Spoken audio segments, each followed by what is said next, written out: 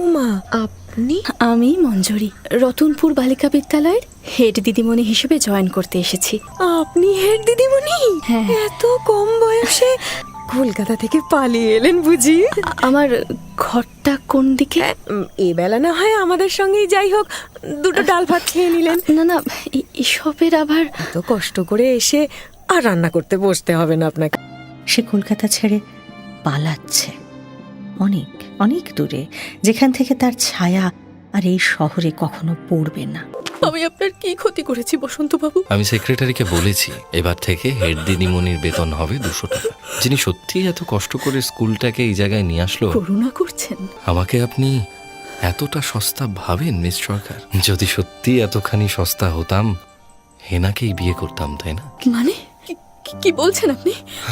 আপনাদের আংটি বদল বিয়ে? আংটি বদল অবধি হয়েছিল, কিন্তু বিয়েটা আর হবে কেন?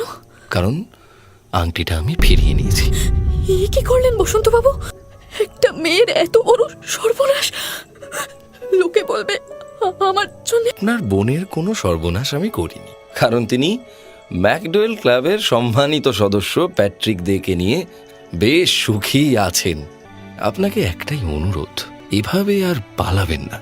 দুটো ভাত না খেয়ে যাবেন না যেন। টিফিন টাইমেই আমি ভাত বসিয়ে দেবো। বেশ।